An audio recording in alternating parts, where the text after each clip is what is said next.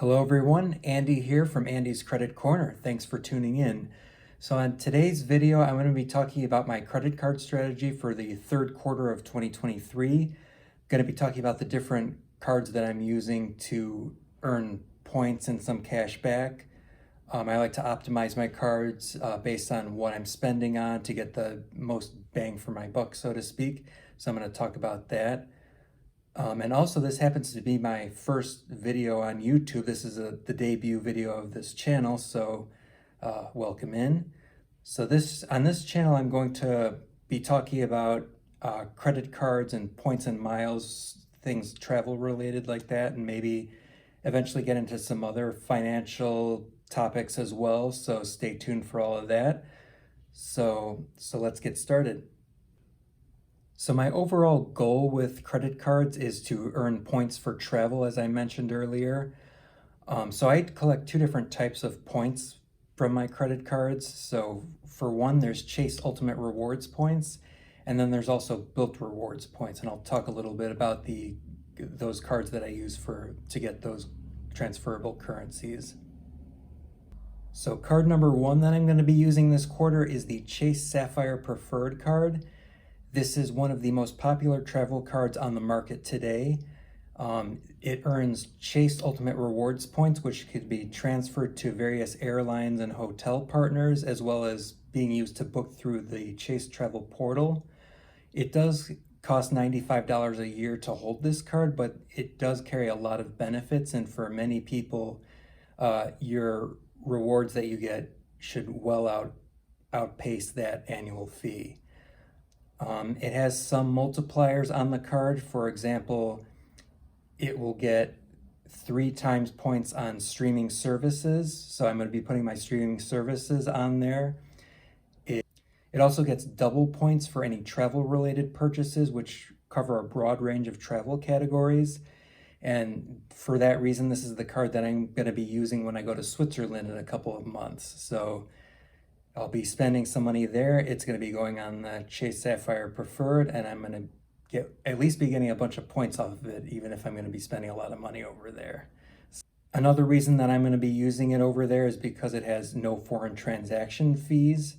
So definitely you would want to take a card whenever you go outside of the US that doesn't have a foreign transaction fee, preferably a Visa or a MasterCard, as those are pretty much widely accepted worldwide. Card number two that I'm going to be using this quarter is the Bilt Rewards MasterCard. I'm a big fan of this card because it is the only card on the market today that allows you to pay your rent with it also waiving the credit card fee that you normally get when you try to pay your rent with a credit card. They charge you like 3% or whatever. This card actually waives the fee for you when you pay it through their system. So that's why I love getting all these extra points every month that I wouldn't otherwise get just for paying my rent. So for obvious reasons, I'm going to be using that card to pay my rent this quarter, as I do every month of every quarter. This card also gets 3 times Bilt points on dining purchases. So I'm going to be using that for my dining purchases as well. And one reason for doing that is not just for the point multipliers, but because this card does have a quota where you have to have 5 transactions per month to earn all of your points. So usually I dine out maybe on average once a week or so.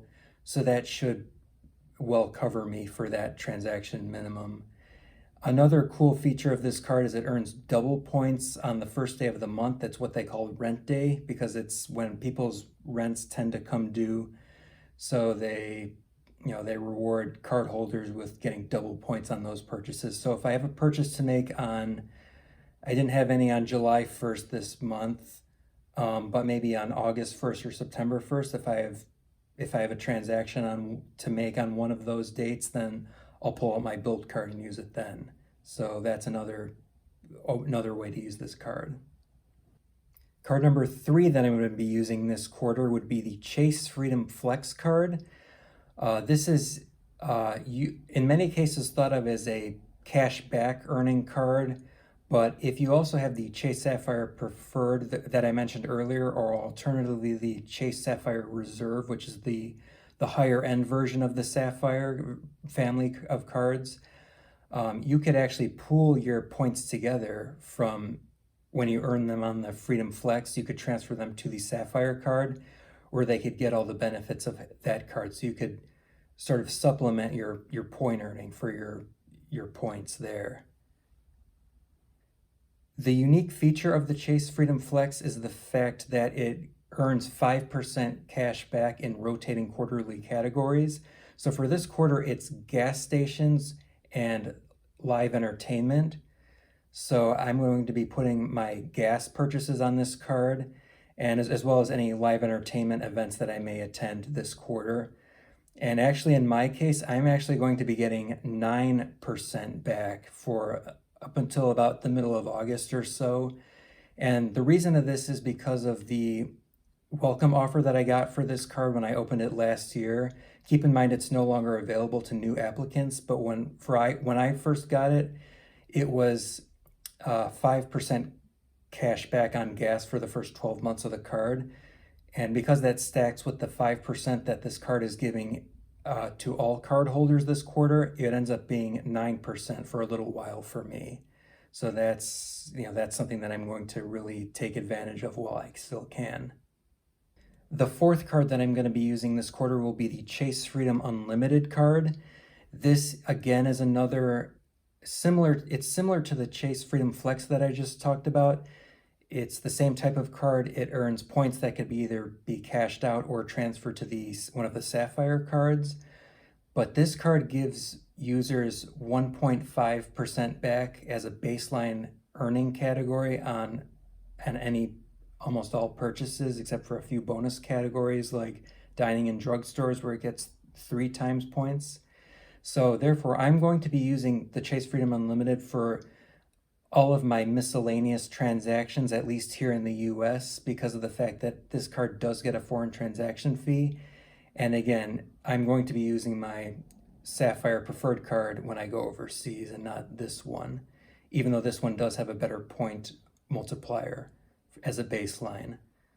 And another thing about this card for me personally, this isn't going to apply to everybody, but I'm getting actually 5% cash back, or 5x points earning on grocery purchases through almost the end of this year. And that's because of a sign-up bonus that I got, similar to the Freedom Flex last year.